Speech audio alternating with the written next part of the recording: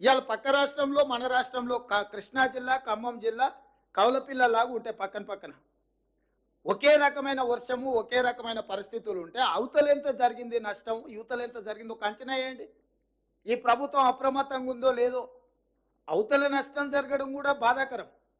అవతల జరుగుండొద్దు, యువతల జరుగుండొద్దు. కాకపోతే ఈ ప్రభుత్వం అప్రమత్తంగా ఉందా లేదా అనే దానికి ఒక సరిపోల్చుకోవడానికి రెండు పక్క పక్కనే ఉన్నాయి. మీరే చెప్తారు అవతల రాష్ట్ర ముఖ్యమంత్రి గారు అప్రమత్తంగా ఉన్నారు, సంతోషం, మంచిది. వారి అనుభవంతో అప్రమత్తంగా ఉండి ఆ జిల్లాను ఆ రాష్ట్రాన్ని ఆదుకోవడానికి ప్రయత్నం చేశారు. అదే సందర్భంలో ఈ రాష్ట్ర ముఖ్యమంత్రి కూడా 24 గంటలు కంటిన్యూస్గా 30 తారీఖు నుంచి ఈ రోజు వరకు కంటిన్యూస్గా పర్యవేక్షిస్తూనే ఉన్నాం, చర్యలు తీసుకుంటూనే ఉన్నాం. రెండింటిని పోల్చి చూడండి. మరి అవతల రాష్ట్రంలో ప్రతిపక్ష నాయకుడు లేకపోతే మా నాయకురాలు షర్మిల గారు ప్రజలకి వెళ్ళి కష్టపడ్డల దగ్గర, ఇక్కడ ఉన్న ప్రతిపక్ష నాయకుడు ఎక్కడున్నాడు? అసలు ఉన్నాడా? ఎందుకు కనిపిస్తలేడు? ఎందుకు మాట్లాడతలేడు?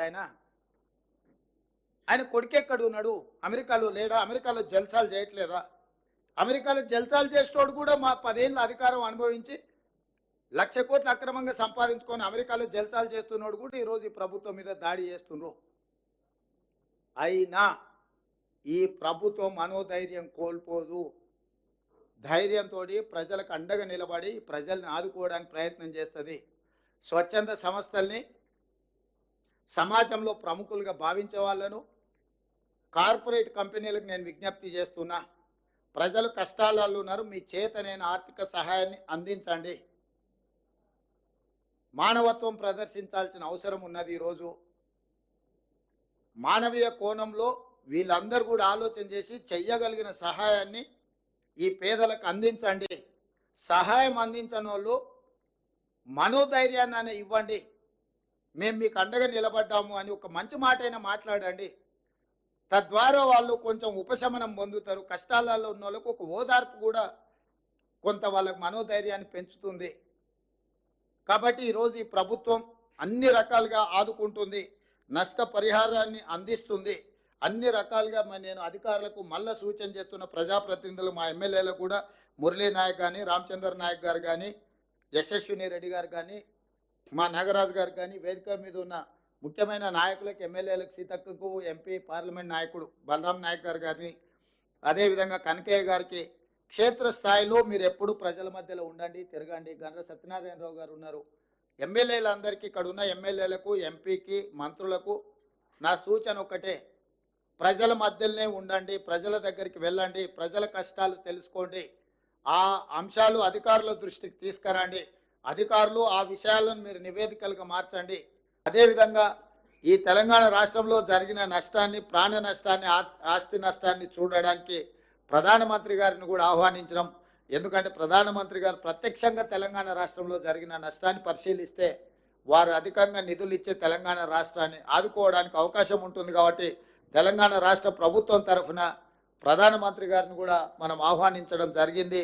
ఒకవేళ వారి పర్యటనకు వస్తే వారికి నివేదికలు అందించడానికి మహబూబాబాద్ జిల్లాలో జరిగిన అంచనాలను పూర్తి స్థాయిలో నివేదికలు తయారు చేసి ప్రభుత్వానికి పంపాల్సిందిగా ఈరోజు నేను కలెక్టర్ గారికి ఆదేశాలు జారీ చేయడం జరుగుతుంది.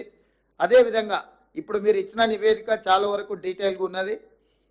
ఇప్పుడు జరిగిన నష్టాన్ని మీరు ఒక కోణంలో చెప్పారు, కానీ వాస్తవంగా ఇప్పుడు వర్షం తగ్గడం, వరదలు తగ్గడం, వరదలు నియంత్రణలోకి రావడము, ఇప్పుడు విషజ్వరాలు ప్రబలి అంటురోగాలు పెరిగే ప్రమాదం ఉంది. ఇప్పుడు నిజమైన సేవా కార్యక్రమాలు మొదలుపెట్టాలి. మెడికల్ అండ్ హెల్త్ డిపార్ట్మెంటుని తక్షణమే తండాలు కానీ, గ్రామాలు కానీ, లేకపోతే మహబూబాబాద్ మున్సిపాలిటీలో కానీ బురద ఏదైతే వచ్చిందో వరదల వల్ల తక్షణమే ఆ బురదను తొలగించడానికి అవసరమైన సహాయక చర్యలు రెవెన్యూ సిబ్బంది, ఇతర శాఖల సిబ్బంది, మున్సిపల్ శాఖ సిబ్బంది తక్షణమే సహాయక చర్యలలో పాల్గొనాలి.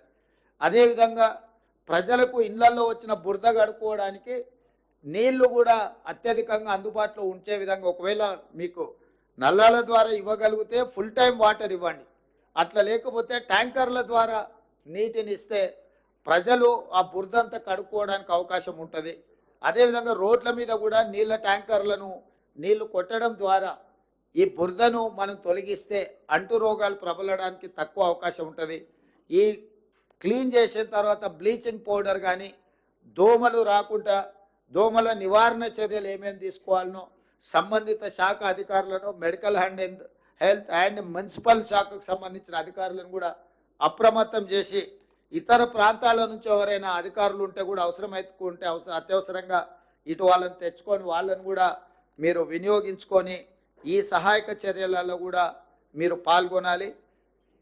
నేను స్పష్టంగా జిల్లా ఇన్ఛార్జ్ మంత్రి గారికి సూచన చేస్తున్న, అధికారులకు ఆదేశాలు ఇస్తున్నా, ఎక్కడైతే ఈ నష్టం జరిగిందో, ఎక్కడి ప్రజలకైతే కష్టం వచ్చిందో ఇతర ప్రాంత అధికారులను మీరు తీసుకోండి. పోలీస్ సిబ్బంది కూడా నేను సూచన చేస్తున్నా. ఇతర పోలీస్ స్టేషన్లలో ఉన్న సిబ్బందిని కొంత మేరకు ఐజీ గారికి కూడా నేను ఆదేశాలు ఇస్తున్నా. మీరు అవసరమైన మేరకు పోలీసులను అంటే అత్యవసరంగా ఏమైనా అవసరమైతే వాళ్ళని డిప్లాయ్ చేసి ప్రజలకు కంప్లీట్గా అందుబాటులో ఉండి వాళ్లకు సహాయక చర్యలు చేపట్టడానికి అవసరమైన సహకారాన్ని రెవెన్యూ డిపార్ట్మెంట్తో కోఆర్డినేట్ చేసుకుంటూ లోకల్గా మీరు పర్యవేక్షించాల్సిన అవసరం ఉన్నది. దాని మీద కూడా మీరు ప్రత్యేకంగా దృష్టి పెట్టండి.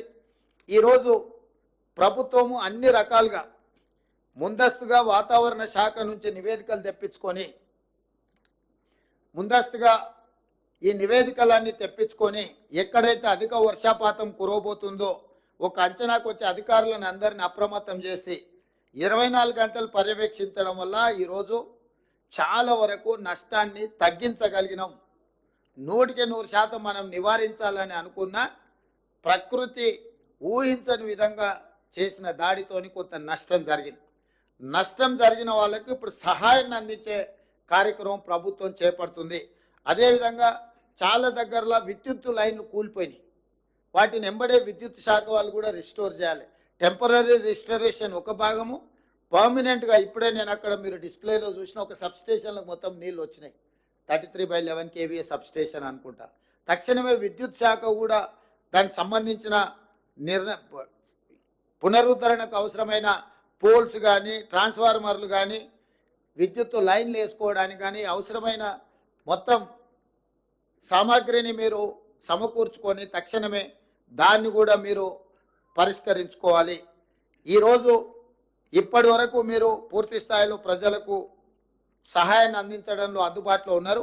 ఇక ముందు ఈ విష జ్వరాలు కానీ ఇక్కడ జరిగిన నష్టాన్ని కానీ నష్టానికి నష్టపరిహారం ఇవ్వడానికి సంబంధించిన నివేదికలు కూడా పక్కాగా మీరు ఏర్పాటు చేసుకోవాలి. అదేవిధంగా సీతక్క చెప్పినట్టు కలెక్టరేట్లో ఎక్కడెక్కడ ప్రమాదాలు జరుగుతున్నాయి, ప్రమాదాలు జరగడానికి అవసరమైన విధంగా ఒక బ్లూ బుక్ తయారు చేసుకోండి. మీరు ఈ బ్లూ బుక్లో గతంలో జరిగిన ప్రమాదాలు, ఆ ప్రమాదాలకు మీరు చేపట్టిన సహాయక చర్యలు, భవిష్యత్తులో ఏమైనా జరగబోతుందా అనే దాని మీద కూడా కలెక్టరేట్లో ఒక నివేదిక పర్మనెంట్గా పెడితే రాబోయే బదిలీ మీద కొత్తగా వచ్చే అధికారులకు ఎప్పటికీ ఆ నివేదిక అందుబాటులో ఉంటుంది.